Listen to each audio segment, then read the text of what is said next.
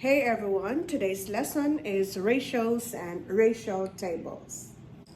Ratio is the comparison of two quantities. Say for example, you are comparing boys to girls. If we have 8 boys and you compare that to 7 girls, you can write it down as column form 8 to 7 or as the fraction form 8 to 7. First part of this lesson is writing and interpreting ratios. For example, you make a flour using the ingredients as shown. We have your cold water, 3/2 cups. The hot water is 4/3 cups. Glue, 2 cups. And borax, 3 teaspoons. And then, what you are going to do is write a ratio of cold water to glue. Write it down here, cold water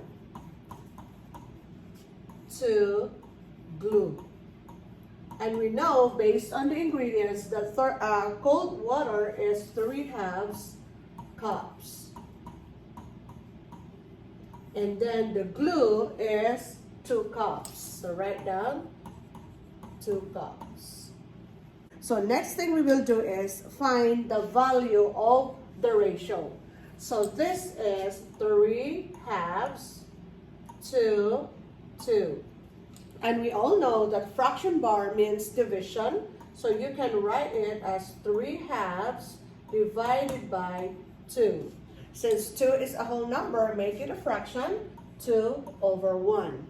And then, in dividing fractions, you have to leave the first part, change the operation, and get the reciprocal of the second fraction.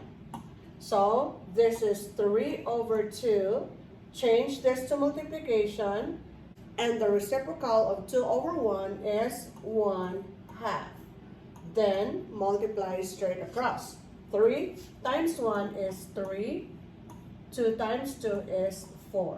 So, the value of the ratio is 3/4. After finding the value of the ratio, you have to interpret. How do you interpret this? Go back to the ratio that you wrote down. It is cold water to glue. So the amount of cold water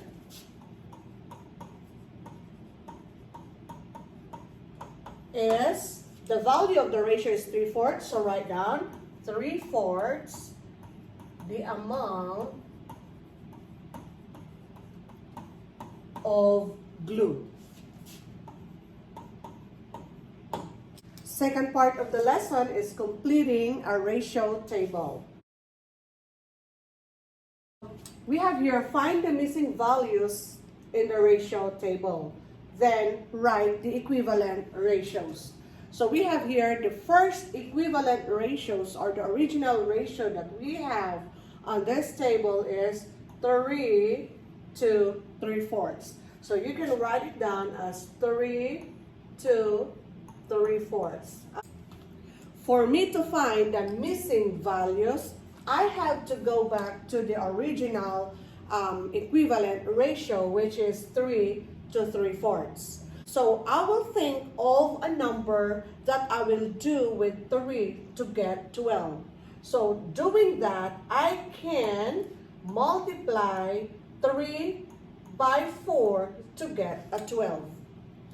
So 3 times 4 is 12. Whatever I do on this part, I will do the same on the bottom part.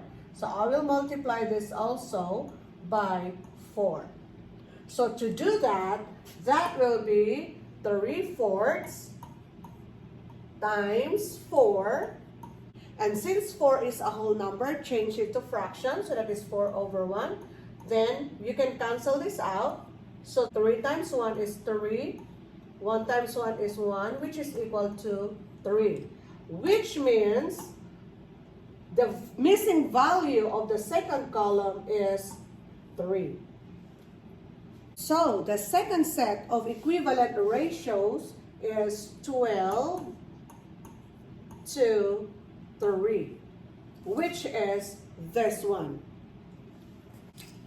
So let's proceed to the third column.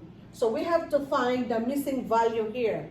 Now go back to the first set of equivalent ratios, which is 3 to 3/4. And I have to think of a number that I will do with 3 in order for me to get 15. And if I will think about that, I can multiply 3 by 5 to get 15. So I will write down times 5. So 3 times 5 is 15. Now whatever I do on the top, I will do the same thing at the bottom. So I will multiply this also by 5. So I will write down 3/4 times 5, and 5 is a whole number, make it a fraction, 5 over 1. So that is 3 times 5 is 15, 4 times 1 is 4. So the missing part on this column is 15 over 4.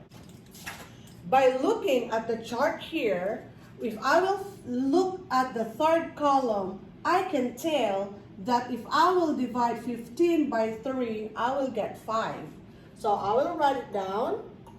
15 divided by 3 is 5. So whatever I do on the top, I do the same on the bottom. So since I divide this by 3, I will also divide this by 3.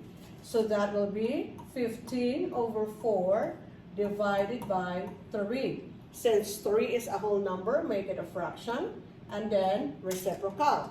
So 15 over 4 times 1/3.